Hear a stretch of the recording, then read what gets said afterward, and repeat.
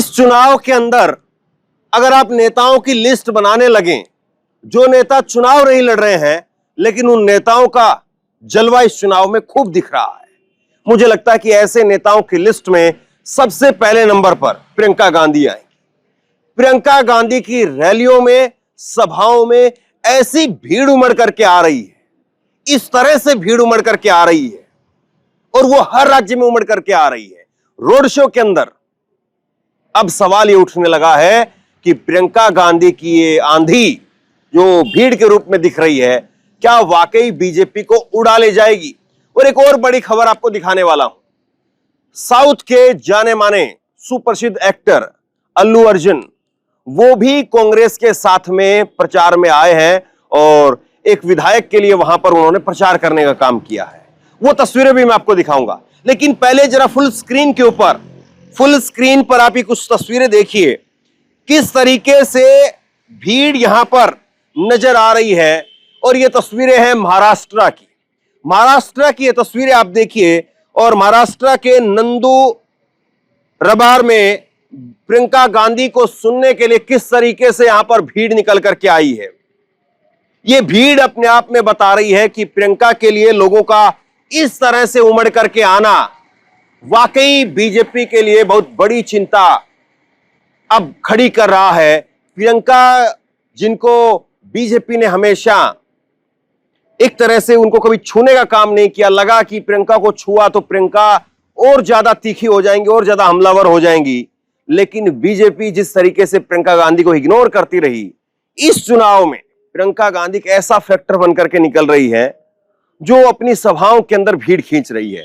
अब दूसरी तस्वीर आप देखिए। ये तस्वीर निकल करके सामने आई है। आज प्रियंका गांधी आज पहुंची थी और यहां पर किस तरीके से भीड़ निकल करके सामने आ रही है। और प्रियंका गांधी मंच पर यहां पर आप देख रहे हैं ताली बजा बजा करके, ये तंदूर तेलंगाना की तस्वीरें हैं। तंदूर तेलंगाना के अंदर ताली बजा बजा करके प्रियंका गांधी भाषण से पहले वहां पर लोगों के साथ में कनेक्ट बनाने का काम कर रही है, लोगों के साथ में जुड़ाव बनाती हुई दिख रही हैं। ये तस्वीरें वाकई अपने आप में राजनीति में ये बताती है कि हाँ, जब नेताओं की ताली और लोगों के गमछे एक साथ लहराते हैं तो बहुत कुछ ऐसा है जो चुनाव में रंग बदल सकता है। एक तरफ प्रधानमंत्री नरेंद्र मोदी मंगलसूत्र, मुसलमान और तरह तरह की बात कह रहे हैं, और दूसरी तरफ प्रियंका गांधी तालियां बगैर कुछ बोले, सिर्फ तालियों के साथ में लोगों के गमछों को लहरा रही है।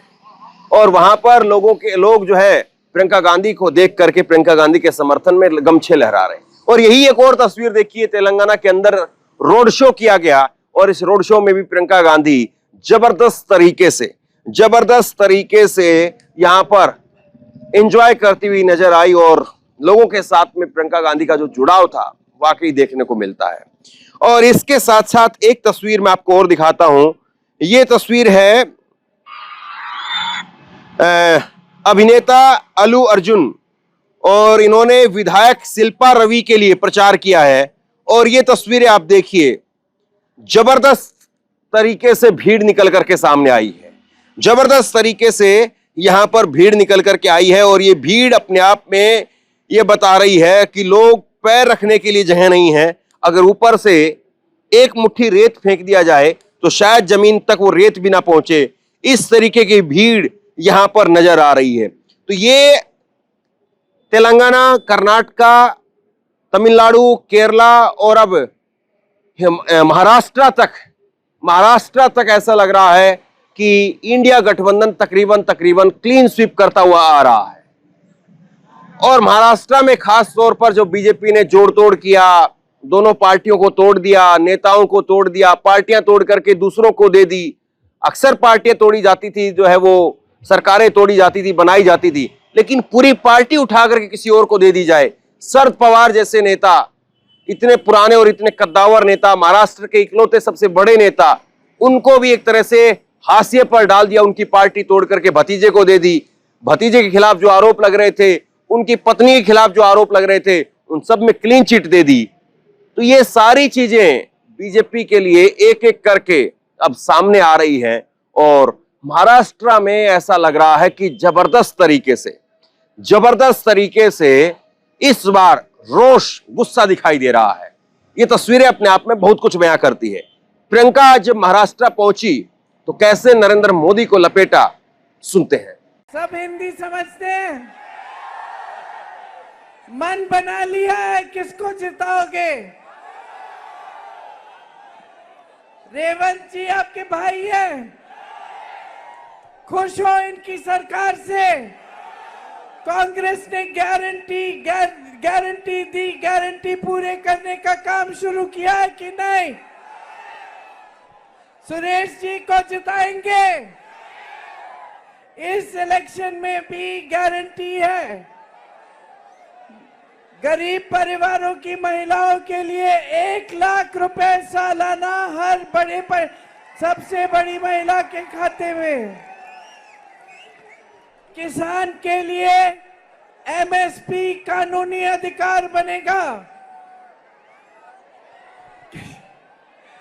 किसानों के खेती के सब सामान में जीएसटी निकाल देंगे। जो स्नातक पास बच्चे हैं, जो एजुकेशन खत्म करते हैं, उन बच्चों के लिए 1 लाख रुपए सालाना की पहली नौकरी पक्की। पूरे देश में मजदूरी का मिनिमम 400 रुपए प्रतिदिन।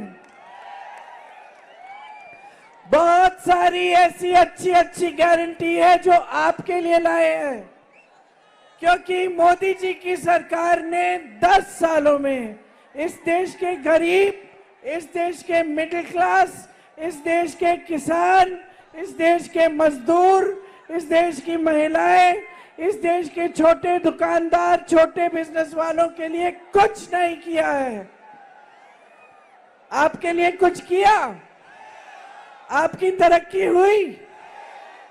क्या किया नरेंद्र मोदी जी ने 10 सालों में? सिर्फ समाज में नफरत फैलाया है, सिर्फ नफरत फैलाया है ताकि उनका फायदा हो। नफरत से आपका फायदा कभी नहीं होगा। ये देश प्रेम, अहिंसा और सत्य के आधार पर बना। यहाँ सब भाई भाई हैं, सब बहन बहन हैं। आपने मेरी माता जी सोनिया जी को सोनियम्मा बोला। सोनियम्मा ने आपके संघर्ष को समझा, आपकी आवाज सुनी। मैं भी आपकी बहन हूं। इस देश में अब सच्चाई बाहर निकल गई है। नरेंद्र मोदी जी की सच्चाई 10 सालों में आपके सामने आकर अपने काम पे वोट नहीं मांग सकते, सिर्फ धर्म के नाम मांगते हैं। आपको मालूम है, अगर काम किया होता तो जब वोट लेने आते तो बोलते, मैंने इतनी सड़कें बनाई, मैंने इतने स्कूल खोले, मैंने इतने बड़े बड़े हॉस्पिटल बनाए, मैंने इतनी बड़ी बड़ी उद्योग बनाए, लेकिन कुछ नहीं बोलते। मोदी जी ने आपकी सारी संपत्ति ली, देश की संपत्ति अपने दोस्तों को दे दी। देश का कोयला, देश की बिजली, देश के एयरपोर्ट, देश के पोर्ट, बंदरगाह, देश की बड़ी बड़ी सड़कों का ठेका सारा अपने बड़े बड़े खरबपति मित्रों को दिया। 16 लाख करोड़ रुपए अपने बड़े बड़े खरबपति मित्रों के कर्ज माफ किए। आपका 1 रुपया माफ किया? आपको जब कर्ज लेना होता है आपको मदद मिलती है? आपको क्या दिया? आपको नोटबंदी दी, आपको जीएसटी दी, आपको महंगाई दी, आपको बेरोजगारी दी और आपको नफरत का तोहफा दिया। बोल दो, यहां से तेलंगाना से शुरू करो, यहां से बोल दो, इस देश की जनता जाग गई है। इस देश की जनता को नफरत नहीं चाहिए, काम चाहिए, रोजगार चाहिए। इस देश की जनता को विकास चाहिए। इस देश के किसान को सहायता चाहिए, इस देश की महिला को अपने पैरों पे खड़े होना है, इस देश के मजदूर को सही आमदनी चाहिए। बोल दो नरेंद्र मोदी को, बोल दो हर भाजपा के प्रत्याशी को कि बहुत हो गया है, हमें नहीं चाहिए आपका तोहफा, हमें नहीं चाहिए आपकी सरकार।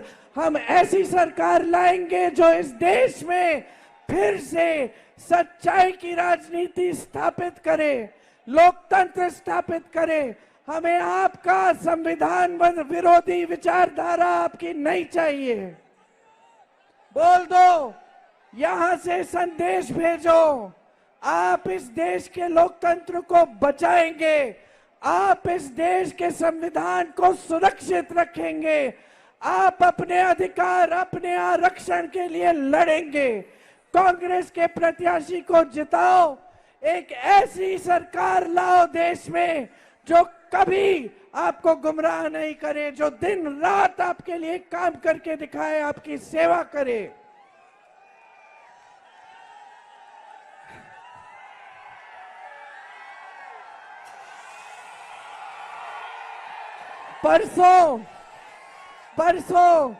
परसों वोट डालने का दिन है। आज यहां खड़े हुए तय करो कैसा नेता चाहिए। आपको ऐसा नेता चाहिए जो 10 सालों में किसी गरीब के घर के में नहीं गया, या आपको ऐसा नेता चाहिए जो 4000 किलोमीटर पैदल चला आपसे मिलने के लिए, आपके घरों में आने के लिए, आपकी समस्याओं को सुनने के लिए। तय करो, आपको झूठा नेता चाहिए जो रोज रोज आपको झूठ बोलता है, या आपको ऐसा नेता चाहिए जो सच्चाई से कभी पीछे नहीं हटता। उसको कुछ भी किया जाए, उस पे केस डाला जाए, संसद से निकाला जाए, उसको घर से बाहर फेंक दिया जाए, लेकिन वो झुकता नहीं है। आपको कैसा नेता चाहिए, तय करो। जोर से बोलो, राहुल राहुल राहुल राहुल राहुल राहुल राहुल राहुल राहुल राहुल। आप तय करो, आप तय करो। परसों जब आप वोट डालने जाओगे, तय करो आपको तानाशाही चाहिए या आपको एक मजबूत लोकतंत्र चाहिए। आप तय करो, आपको मोदी जी की मनमानी चाहिए या अपना संविधान चाहिए। 13 तारीख को वोट डालने के दिन गहराई से, पूरे विवेक से, पूरी जागरूकता से ये तय करो कि देश में बदलाव लाओगे, परिवर्तन लाओगे। यही मेरी उम्मीद है, आशा है आपसे। आप सब यहाँ मेरे से मिलने आए, इसके लिए मैं आपकी बहुत बहुत आभारी हूँ। एक बार मेरे साथ बोलो, जय कांग्रेस, जय तेलंगाना, जय हिंद। धन्यवाद।